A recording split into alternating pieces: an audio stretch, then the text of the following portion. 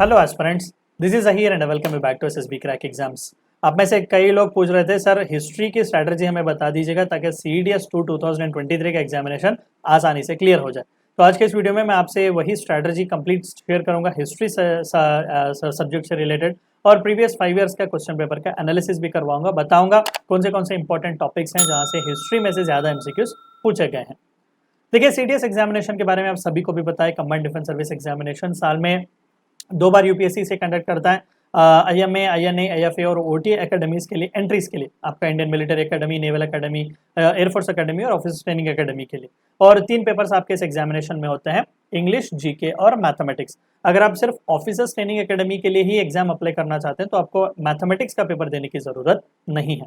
Important dates थोड़े बहुत देख लेते हैं। नोटिफिकेशन रिलीज हो चुका हुआ है और एप्लीकेशन भी उसी दिन स्टार्ट हुए 17 में। लास्ट डेट 6 जून था, एग्जामिनेशन 3 सितंबर को है, तो उसके 2 या 3 हफ्ते पहले एडमिट कार्ड रिलीज होगा। हम आपको इसके बारे में अपडेट जरूर देंगे और अक्टूबर या नवंबर के महीने में आप रिजल्ट एक्सपेक्ट कर सकते हैं।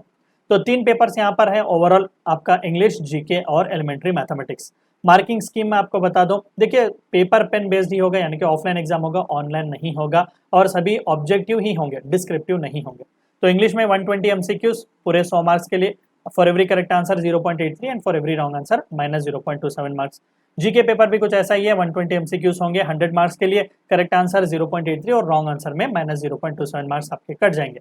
एलिमेंट्री मैथमेटिक्स में 100 एमसीक्यूज देखने को मिलेंगे टोटल 100 मार्क्स के लिए, for every correct answer 1 mark and for every wrong answer -0.33 marks आपका कट जाएगा, यानी कि टोटल 340 एमसीक्यूज 300 मार्क्स के लिए होंगे।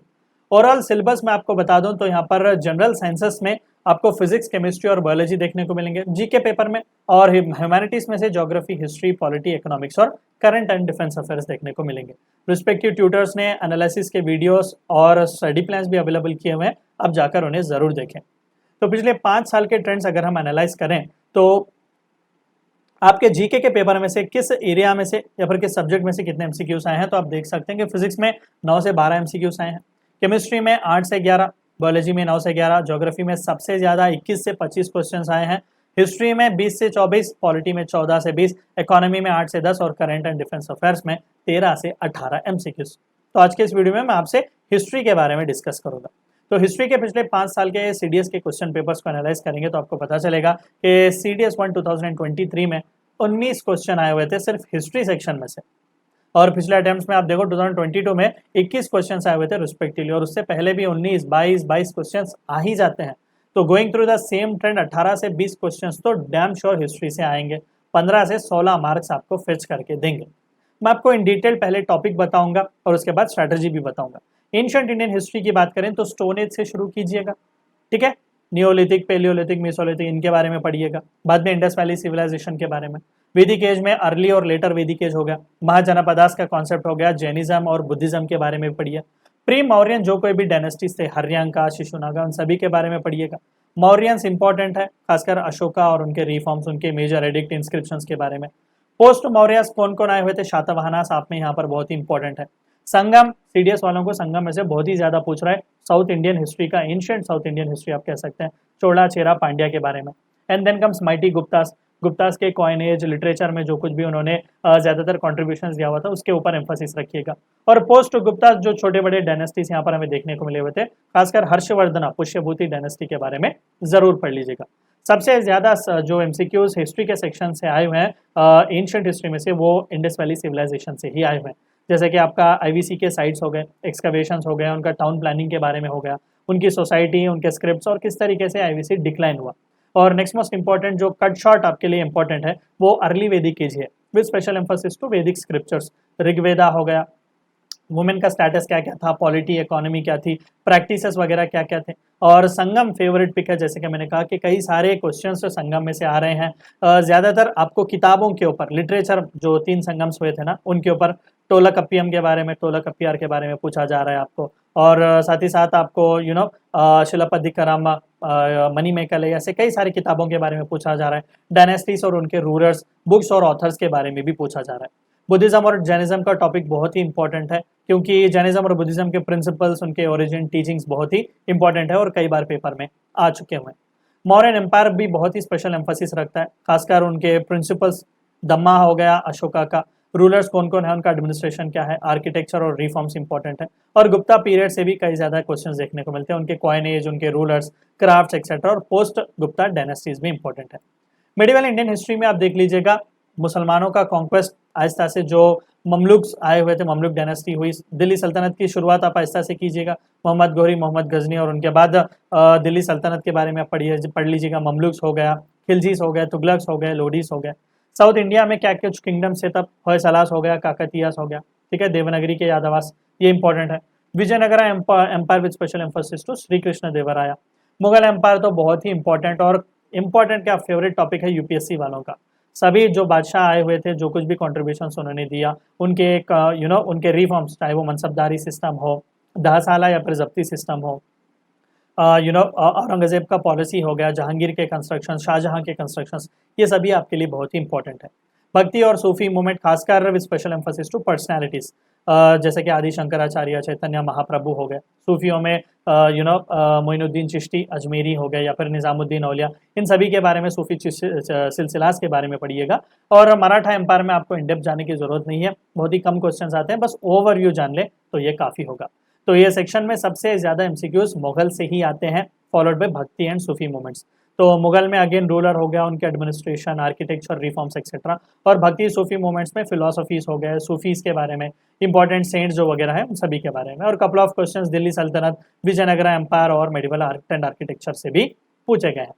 मॉडर्न इंडियन हिस्ट्री में से सबसे ज्यादा एमसीक्यूज आते हैं। क्या है यहाँ पर topics? Advent of Europeans, traders की तरह आए हुए थे, पॉलिटिकल मास्टर्स वो बन गए। ब्रिटिश ने क्या कुछ वॉर्स यहाँ पर किए हुए थे, कर्नाटिक वॉर्स हो गए, मराठा वॉर्स हो गए, ठीक है, मैसूर वॉर्स हो गए, उनके बारे में। ब्रिटिश पॉलिसी और एडमिनिस्ट्रेशन क्या थी, एजुकेशन से रिलेटेड हो, प्रेस को सेंसरशिप वगैरह वो जो कर रहे हो, सोशियो रिलीजियस रिफॉर्म्स वो लोग लाने की कोशिश की, उनके बारे में। रिवोल्ट ऑफ 1857, ट्राइबल पेजेंट और सिविल अपराइजिंग्स के बारे में पढ़िएगा। इंडियन रिनेसेंस, सोशो इकोनॉमिक या फिर सोशो रिलीजियस रिफॉर्म्स यहाँ पर जो लाए गए थे, ब्रह्मो समाज, आर्य समाज, अलीगढ़ मूवमेंट हो गया, रहनुमाई मजदया स्नान सभा, इन सभी के बारे में डिस्कशन कीजिएगा। इंडियन नेशनल कांग्रेस, उसका बर्थ और उसके आईएनसी के सेशंस इंपॉर्टेंट है। मॉडरेट्स, एक्सट्रीमिस्ट कौन कौन थे, उनके स्ट्रेटजीज क्या क्या थे। रेवोल्यूशनरीज, अगेन रेवोल्यूशनरीज में 1920 के पहले फर्स्ट फेज, 1920 के बाद सेकेंड फेज हमें देखने को मिलता है।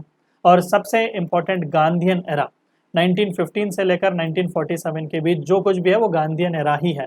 गांधी जी के जो कुछ भी मूवमेंट्स थे, जैसा कि खिलाफत और नॉन कॉपरेशन मूवमेंट हो गया, civil disobedience movement, quit India movement, Champaran, Kheda, ये सभी मूवमेंट्स इंपॉर्टेंट है। बाद में फ्रीडम, पार्टीशन और इंडिया पोस्ट इंडिपेंडेंस भी पढ़ लीजिएगा। सबसे ज्यादा एमसीक्यूज यहाँ पर गांधीयन एरा से ही आते हैं, followed by Indian renaissance and national movements. तो एमसीक्यू के इंपॉर्टेंट टॉपिक्स यहाँ पर जो मूवमेंट्स गांधी जी ने अंडरटेक किए हुए थे, स्वराजिस्ट, नो चेंजेस के बारे में, government of India act 1935, Simon's commission, communalisation etcetera के बारे में ज्यादातर पूछा गया था। नेक्स्ट मोस्ट इंपॉर्टेंट और टॉपिक्स यहाँ पर है वो ब्रिटिश गवर्नमेंट, ब्रिटिश गवर्नेंस के बारे में है, रिवोल्ट 1857 वगैरह हो गया। अगर कपल ऑफ क्वेश्चंस आपको फ्रीडम एंड पार्टीशन वगैरह से भी रिलेटेड देखने को मिलेगा। वर्ल्ड हिस्ट्री के टॉपिक्स मैंने बस नाम के लिए आपको दिए हुए हैं, बस ओवरव्यू देख लो, आपको यहाँ से ज्यादा क्वेश्चंस आते नहीं हैं, रेयर है क्वेश्चंस आना, फिर भी हमें चाहिए कि हम प्रिपेयर रहें। तो renaissance, French, American, Russian revolution, industrial revolution, world war 1 और 2 हो गया। चंद कॉन्सेप्ट जैसे कि one world, UN, Panchsheel, democracy, socialism, communism, और इंडिया का रोल क्या है प्रेजेंट वर्ल्ड में, ओवरव्यू देखेंगे तो आपके लिए काफी होगा, स्पेशल अटेंशन देने की जरूरत नहीं है। तो ये थी चंद बातें आपको हिस्ट्री के बारे में जो जाननी थी। चंद इंपॉर्टेंट टिप्स अगर मैं बता दूं तो डेडिकेटेड सेपरेट नोटबुक रखिएगा हमेशा हर सब्जेक्ट के लिए, बेसिक इन्फॉर्मेशन और कंप्लीट कॉन्सेप्चुअल एनालिसिस, ताकि आप खुद को रिस्ट्रिक्ट कीजिएगा। कोई भी डाउट हो बच्चों तो support@ssbcrackexams.com पर आप लिख सकते हैं मेल, हमारे डिफेंस काउंसलर्स और ट्यूटर्स आप तक जरूर पहुंचेंगे। And I wish you all the best for your upcoming CDS examination. Video को एंड करने से पहले आप सभी को एक और बार याद दिला दूं कि एसएसबी क्रैक एग्जाम्स के पास सीडीएस से related full fledge online course available है। लाइव क्लासेस आपको देखने को मिल जाएंगे, कॉन्सेप्ट लेक्चर्स देखने को मिल जाएगा, सैम्पल प्रैक्टिस टेस्ट, क्विज, कई सारी चीजें अवेलेबल है। Apart from that we also provide you courses like NDA, AFCAT, ACC, MNS and SSB full fledge online interview course, and warrior attend is a code which you should use so that you get 10% discount. Meet you next time. Until then, stay healthy, stay safe. Thank you for watching my video. जय हिंद। अगर आप एक defence aspirant हैं और SSB interview, NDA, CDS, AFCAT जैसे exams के लिए prepare कर रहे हैं तो आप एसएसबी क्रैक एग्जाम्स के कोर्स को चेक करना ना भूलें। आप हमारी लर्निंग एप्लीकेशन को गूगल प्ले स्टोर से भी डाउनलोड कर सकते हैं।